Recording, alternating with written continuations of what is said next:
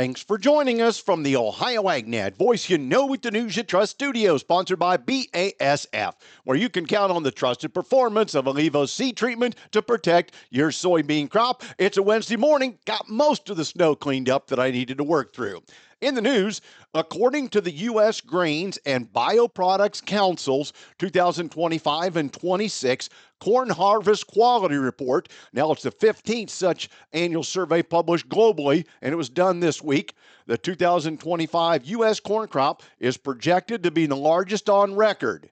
The Council's annual quality reports are held in high esteem in the international agricultural sector, and it's used by purchasers and end users around the world to identify the best options for their operations, said Mark Wilson, U.S. Grain and Bioproducts Council chairman. U.S. farmers will account for an estimated 38.4% of global corn exports this marketing year, showing the outstanding production practices of U.S. growers and the strong reputation U.S. corn has with global customer bases. Now, the report's based on 621 yellow corn samples taken from defined areas within 12 of the top producing and exporting states. Inbound samples were collected from local grain elevators to measure and analyze quality as the point of origin.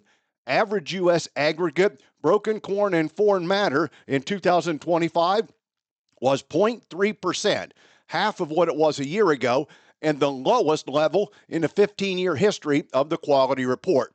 This year's corn protein concentration registered an 8.4%. The chemical composition of the crop remained in a healthy range as 100% of the samples tested below the U.S. Food and Drug Administration's action level for both aflatoxins. Today's weather brought to you by Seed Consultants. Simply better performance online at seedconsultants.com.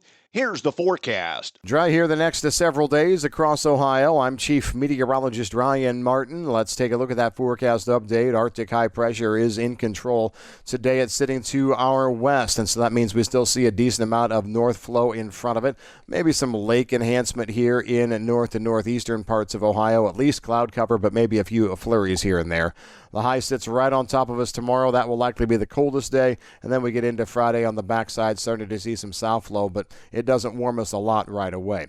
The weekend stays chilly, seeing sunshine for both days. Then early next week, late Monday night through Tuesday, we have some snow coming through, followed by another batch of snow Wednesday night through Thursday. I think we can look for accumulations there, but nothing over the top.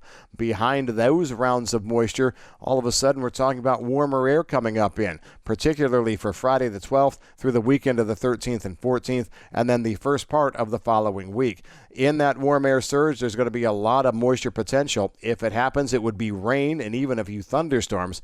But before you get all excited and say, hey, this is going to be a big change, don't worry. Mother Nature's bringing bitter cold air back, a huge temperature drop off the second half of that week. The 17th, 18th, and 19th, we crash back down. So we're going to have mud season for a little bit, and then we go back to freeze it. Flash freeze it real quick. I'm Ryan Martin. And thanks, Ryan. Joining me, Rudy Pitzer-Perry, Regional Vice President, Ag Lending.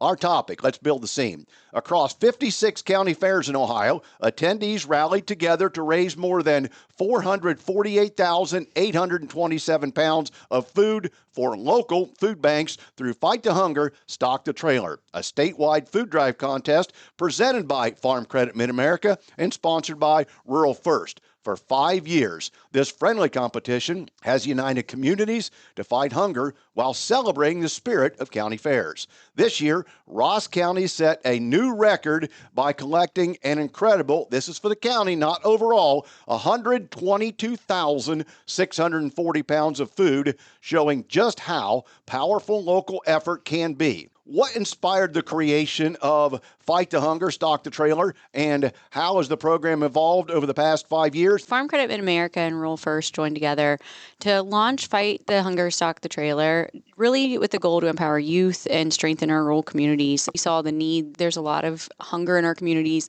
and a way to activate our youth through our junior fair programs. So what began as a grassroots food drive, it's now grown into 56 participating county fairs. Thousands of young leaders are really picking it up and running with it. Over the last 5 years, the program's consistently broken its own records. This year, 448,000 is a new total. Obviously, on a county basis, this is remarkable. We haven't gotten anywhere close to 122,000 pounds before. Just in 2025, we had a 57% increase over the previous year in food collected. And it's amazing to see that impact, especially with some of the food insecurity that's been a real forefront thought lately.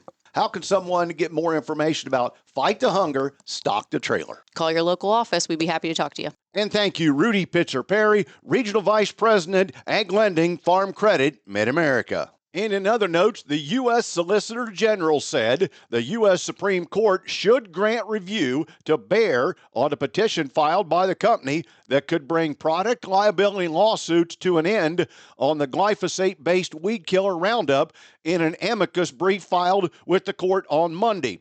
The Trump administration asked the Supreme Court to hear Bayer's petition on Roundup product liability lawsuits. The Supreme Court held conference on the petition in June of this year and emerged from the meeting asking for the Solicitor General's input on the case. The U.S. on Monday argued that the U.S. Environmental Protection Agency created specific labeling requirements when it determined glyphosate is not likely to be carcinogenic to humans consistently since 1991. It approved Roundup labels without cancer warnings and prohibited Bayer from adding warnings without agency approval. Under the Federal Insecticide, Fungicide, and Rodenticide Act, the U.S. said manufacturers are required to add such warnings as they are necessary and adequate to protect human health and the environment. And crude oil futures dipped Tuesday as the Russian President Vladimir Putin held talks in Moscow with U.S. representatives seeking to end the war in Ukraine. A successful outcome to the talks led by U.S. Envoy State Wynkoff and President Donald Trump's son-in-law Jared Kushner could remove sanctions against Russian oil that would add to global oversupplies.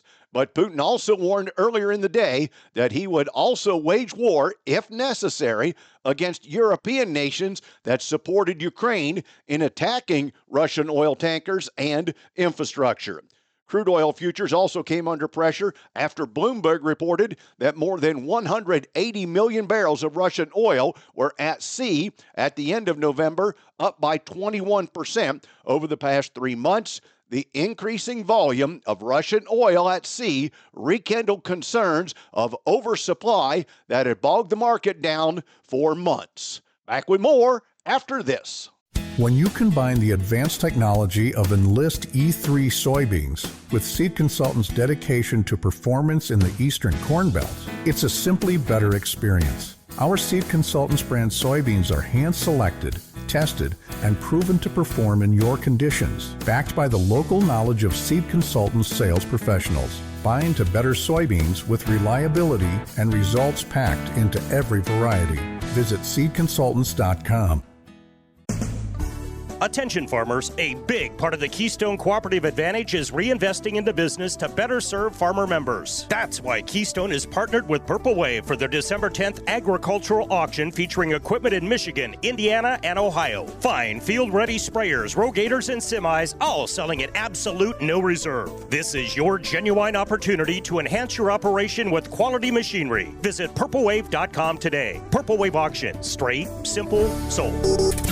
Secretary of Agriculture Brooke Rollins said in a cabinet meeting yesterday that she and President Trump will announce a bridge payment program for farmers next week. Rollins also warned she planned to cut off funds for 21 states that are ignoring her request for data on food stamp recipients.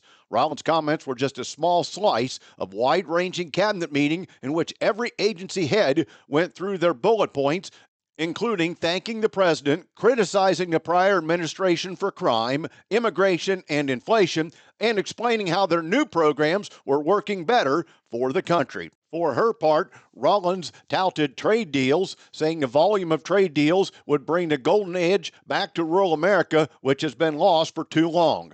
Rollins pointed to China, announcing last week it had halted soybean purchases from 5 Brazilian exporters over contamination as China pivots to buy its soybeans from the U.S. And a quick note on the broadcast calendar. On Monday, we'll get you an update from Ohio Corn and Wheat. Today's market analysis is brought to you by the Louis Dreyfus Company. Excited to be building the newest state-of-the-art soybean crush facility in Upper Sandusky, Ohio. For marketing information to LDC, call 574-566-2113. With our analysis, here's Ryan Martin. After a choppy day of trade, grain markets finished mixed to mostly higher on Tuesday. The red was in on the bean complex on soybeans and bean meal.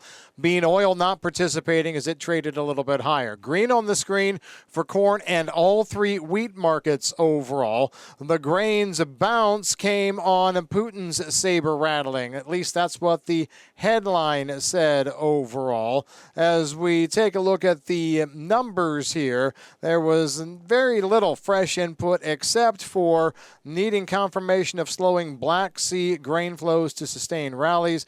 Most out there are doubtful that Russian wheat shipments actually slow, and Ukraine's corn harvest challenges have already kept Ukraine corn exports muted. It was a day without additional grain export sales. On the Russia story, basically it was an escalation of the volley of attacks between Russia and Ukraine. A third vessel carrying Russian oil was struck by Ukrainian drones. That prompted Putin to claim additional strikes would be met with attacks on Ukraine infrastructure at ports and an attempt to cut off Ukraine from the sea. The conflict so far has had no material negative impact on grain flows, and currently Putin's comments are mostly being called posturing. However, there has been sizable managed fund positions in corn and wheat, and that's short covering. Price discovery through yesterday is all about what went on in the Black Sea region. U.S. and Paris milling wheat futures were definitely the key stories yesterday morning into midday. Now, as we move through the middle part of the week, what happens on the crude futures? Yesterday, crude futures were definitely looking at this as not as much of a story. WTI futures were down during the day. Crude prices have struggled at above $60 since all the way back into early October, and we're also looking at a seasonal build in crude and gasoline stocks ahead. So it's really not any big story that moved the market yesterday, more about just a little bit of a short covering bounce. I'm Ryan Martin. And thanks, Ryan. Quick look to the livestock scene. It was a crazy day for the live cattle complex as the market shot higher yesterday, rallying most $4 higher in all the live cattle contracts. Pinpointing the exact reason why the contracts rallied so aggressively is difficult, given that no wildly bullish news broke yesterday and no wild advancements were seen in the market's immediate fundamentals. But as the industry begins to look at 2026, and let's all remember that the futures complex is very anticipatory, it seems that collectively the market is recognizing that fed cattle supplies are going to be tight in the first few months of 2026. Today's market is brought to you by Seed Consultants. Simply better performance online at seedconsultants.com. Overnight at the open, December corn down a penny at $4.37. March 4.49.5 down a half a cent, and May down a quarter of a penny at $4.57 1/4. The January beans are up 2 1/4 at $11.27. March $11.37 up 2, and May up 2 at $11.46 3/4. In wheat, July up a penny at $5.57, while September's up 1 at $5.69 1/4. In livestock, December cattle up $4.27 at yesterday's close at $218.47. The February was $220.80, up $4.87. April also up $4.87 at $222.42. One plus in hogs, that was December, up 27 cents at $80.50. February down 12 at $80.17, and April down 45 cents at $83.82. Feeder cattle again finishing strong. March up $8.40. Did trade up the limit in part of today's trade at $323.92. April up $8.45 at $323.30. And May up $8.52 at $321.97. Thanks for joining us. This is the Ohio AgNet.